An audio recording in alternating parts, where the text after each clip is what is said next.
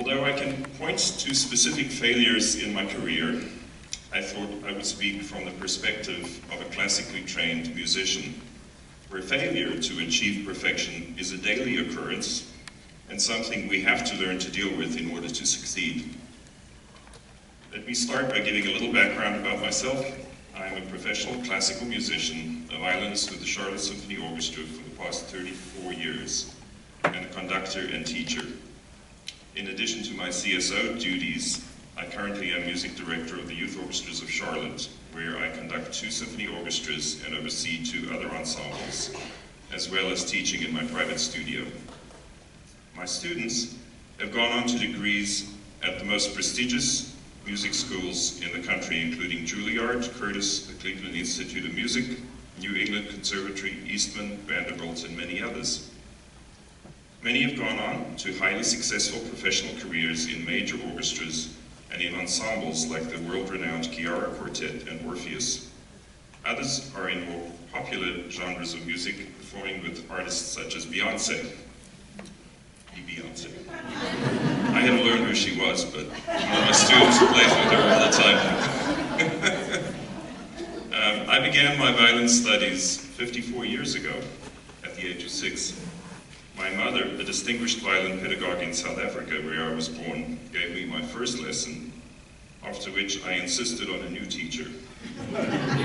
I was subsequently taught in South Africa by 3 different gifted teachers who nurtured my talent enough that I was able to gain admittance to the Cleveland Institute of Music in this country, studying under renowned pedagogue David Cerrone. I got my bachelor's of music, graduating as valedictorian, and went on to my master's in music at CIM, and finally my doctorate at UT Boston. Having run out of degrees, I landed a position with the CSO and began my professional career. In case this resume seems to paint only a picture of perfection and success, let me disabuse you of that notion right away. I was certainly musically talented, and that was evident at a very early age. Many of you in the audience are honest students or high achievers and have known your talent at a young age. But talent, one realizes, is only the beginning. The training of a classical musician is honed towards striving for perfection. We are constantly told, too sharp, too flat, too long, too short, too fast, too slow. With repetition and much practice, we get closer to, but can never quite achieve, perfection, which is an elusive goal. We constantly fail to achieve that perfect performance. As a violinist, that means I have been failing every day since I first picked up that instrument 54 years ago. In order to succeed as a musician, one has to come to terms with the lack of perfection early on. Indeed, even though we do aim for it, after all, who wants to hear an out-of-tune violinist? I believe too much focus on it can be very detrimental. When perfectionism is the goal, one often loses sight of the music itself, and the musicality of the performance is marred. Let me give you an example of how the prospect of failure can inhibit someone.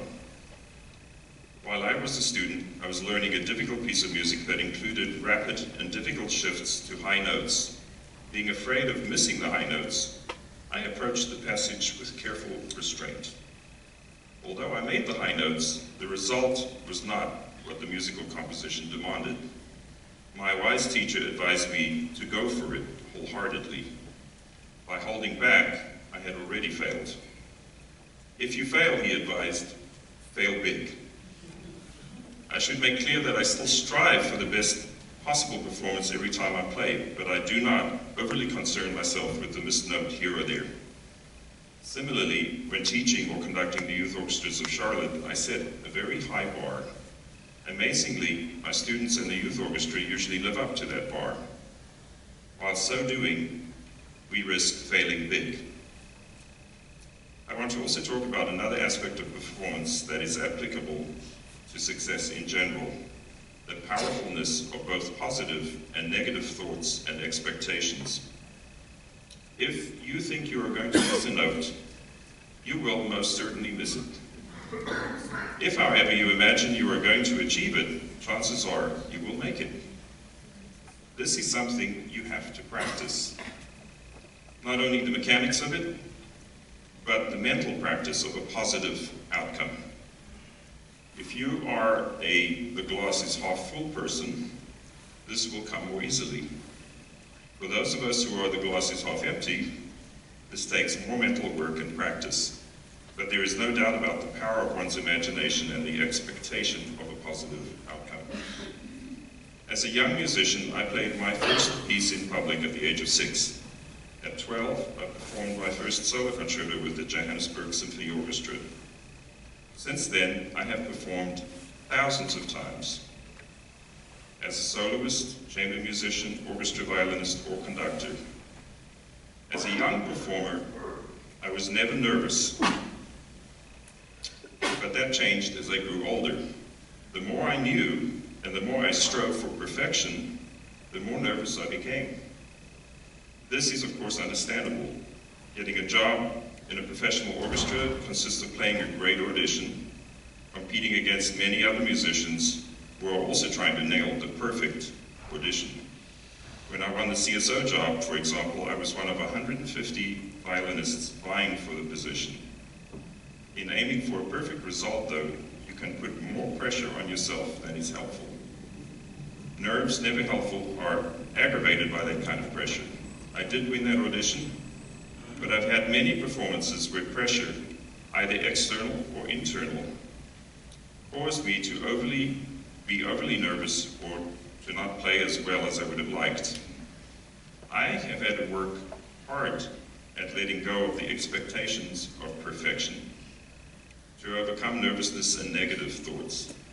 Not being nervous when I was young was, of course, because of youthful innocence, a lack of experience.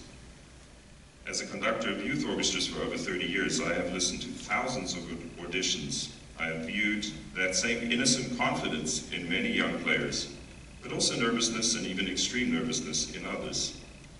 I believe nervousness is a learned behavior, and we have to unlearn it in order or to return to youthful innocence, if you will, to succeed. In summation, aim high, go for it, imagine a successful outcome. Do not be overly concerned with failure, for living with failure is the human condition. Thanks.